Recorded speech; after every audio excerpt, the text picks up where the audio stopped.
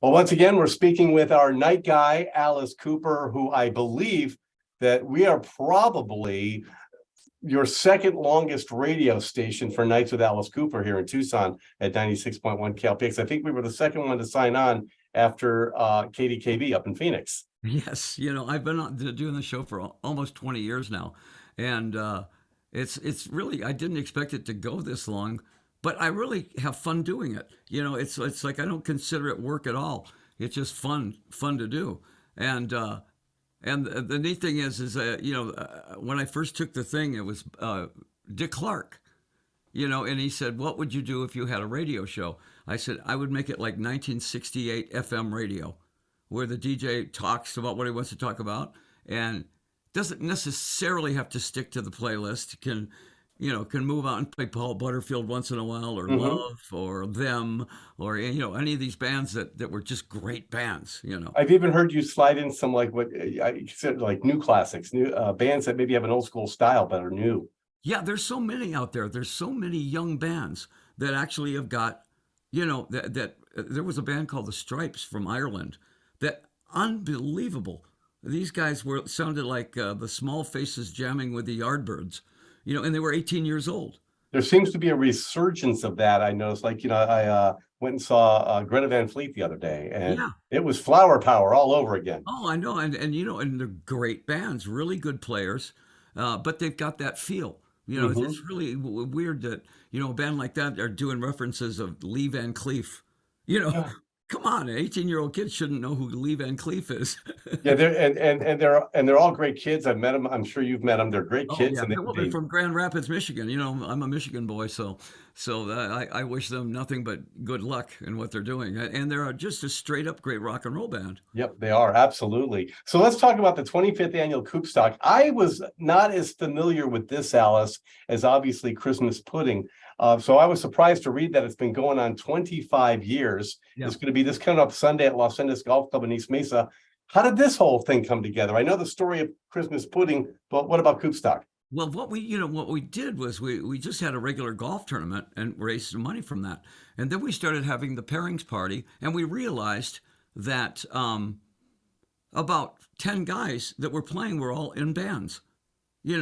Robbie Krieger from the Doors was playing, and this guy and that guy and that guy. And I said, well, why don't we have a pairings party, and we'll just have guys go up and sort of get together and play. If there's a stage up there and those guys are there, they're going to go up and play.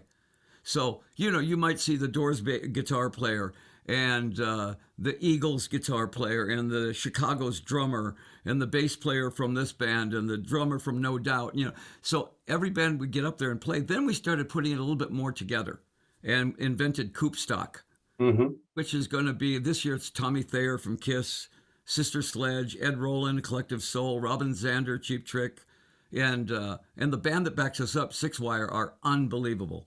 These guys. You've used them at pudding before too, haven't you? Yeah, they're great. They're everybody's favorite backup band. I mean, they can do Rob Zombie or they can do a country western. I saw that last December when they did Rob Zombie, and then the next thing they were doing Collective Soul. Yeah, and also they did Young Rascals. I mean, they're so versatile that everybody. If I tell them that Six Wire's the backup band, everybody goes, okay, I'll be there. That's awesome. And they do a really cool like hooky thing that they do of all these classic rock iconic hooks. Hooks, yeah, they do another thing where they do an Eagles medley, and wow. you look away from the stage and it's the Eagles. Oh wow, they sound exactly like the Eagles. Yeah. How did you hook up with them? Well, I worked with them in Nashville.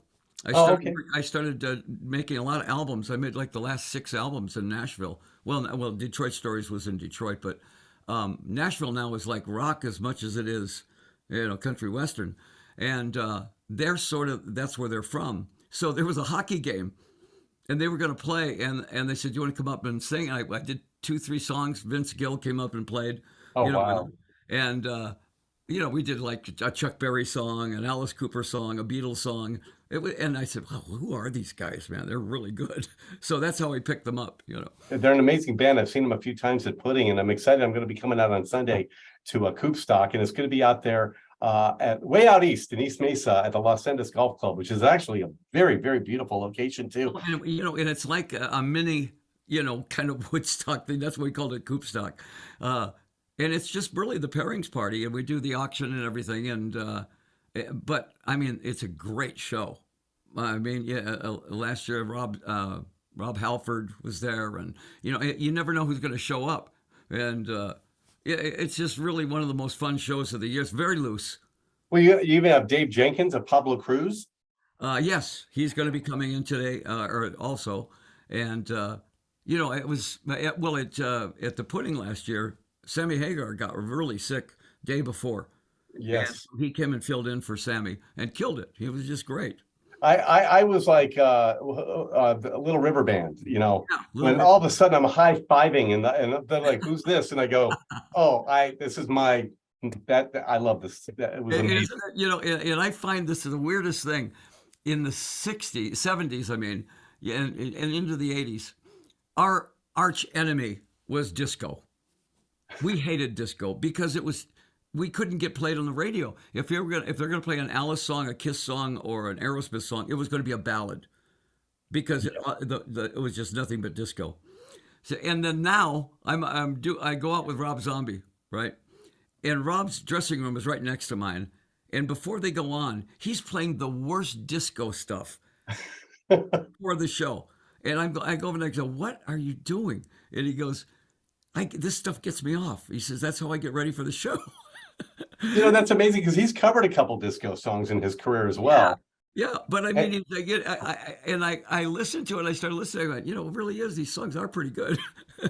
Well, there was that whole disco sucks thing back then. I remember. Oh yeah, I mean they were very, burning disco records and things like that. And everybody is allowed. There's two records. I don't care if you're Cradle of Filth, that you're allowed to have with no shame.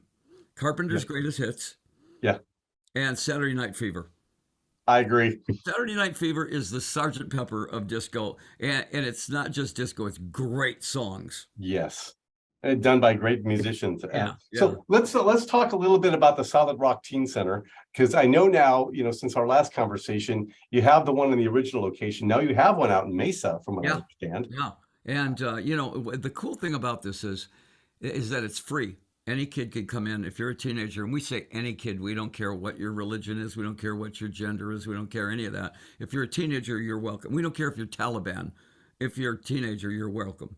And it's all free. And what it does is in some cases, it really breaks the cycle. Some kids are born into a really bad situation, and it's going to blueprint what they're going to do the rest of their lives. They come in there, pick up a guitar, and they go, "Oh, I'm not very good at that." And they pick up a bass, "Oh, I'm not very good at that." And then they go to the drums and they go, "Ooh, I can do that." And they're there every day at 3:00, which breaks the cycle over here. In other words, you're not in a gang now, you're in a band. And you're not only doing music. Cheryl has a dance studio. Yeah, and Cheryl, our dancers are amazing. Yeah, we have some of these kids get in there and they amaze me. We have two great teachers, Haji Joe and his daughter now. And the last time that I saw them perform, I was knocked out. I could not believe how good they were, And it's just great if you're into photography. Some of these kids have no idea about music. They walk into the recording studio, and they can work Pro Tools. I go, "How did you learn Pro Tools?" "I don't know. I just do this and this and that." It takes usually guys our age like 5 years to learn Pro Tools. Yeah. And they pick it up like that. It's like that. They're wired for it. Which is, it's amazing. Have you had any really good success stories? I know with some of these kids that you share. Jordan Sparks, who won American Idol, started it. She was 14 when she started with us, and she aged out and ended up winning American Idol. That's fantastic. We've got a kid named Conrad that is one of the.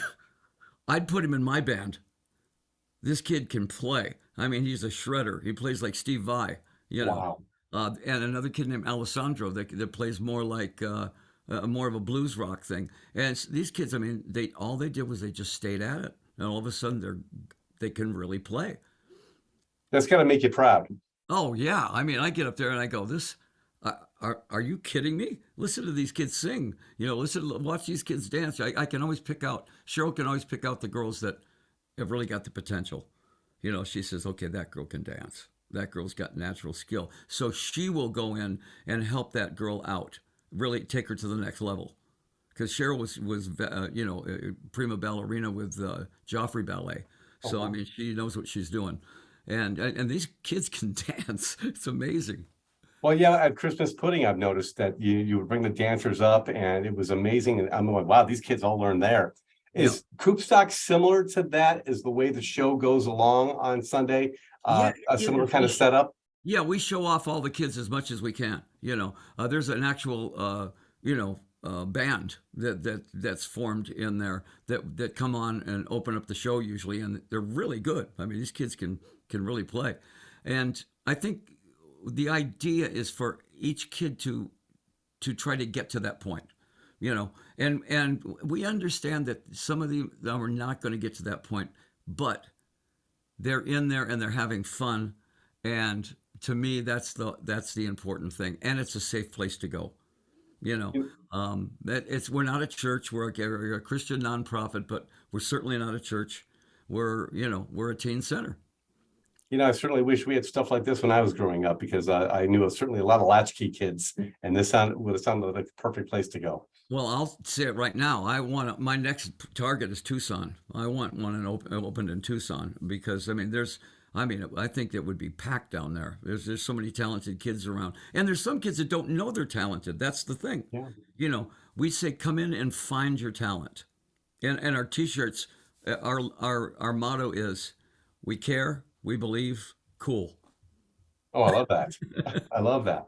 You know what? If you build one down here, we will help you. We will I tell you absolutely get what. behind it. And hopefully we can bring a version of Coop Stock or Christmas pudding down here sometime. Oh, that I'm telling you, to me, it's the prime target is Tucson, is to get one of these open down there, so the kids got someplace to go after school, and they can go in and do their homework. There's whole banks of computers in there, Oh, and then wow. they go to their classes. They can go and do and guitar and bass and drums and everything, or singing or photography or anything that they really want to do. So not only can they do the entertainment type stuff, they can actually do homework and Oh stuff yeah. like In that. fact, we were talking about doing a black box theater. And my daughter teaches improv, and she lives in L.A. She's an improv comedian, and I talked to Johnny Depp, and Johnny says, "I'll come in and teach." So I mean, I just have to mention it, and people go, "Yeah, I'll come in. I'll be there." Well, that's fantastic. Alice, I know you got to get going, but I appreciate you taking the time out of your busy day heading up to this coming up Sunday, the 25th annual Coop Stock. Going to be this Sunday, April 2nd at Los Angeles Golf Club. You said obviously you're performing. Yeah. Oh, yeah. Definitely. We're going to be doing some stuff. I always have to go on last when the bands have exhausted the audience. So, but I look at it this way. If they've had a few drinks, I sound a lot better. Well, it's going to be a blast Sunday over there at the Los Angeles Golf Club. Need more details? We have everything posted on our website here in Tucson at klpx.com. You can purchase tickets there, get directions, the whole thing. Alice, thank you so much. I know you got to run, but thank you. Hey, thank you. And it's worth the drive out there. It'll be a fun night. And come backstage and say hi. I definitely will. Thank you, Alice. I appreciate it. Okay, cool. All right, take care and we'll see you Sunday. All right.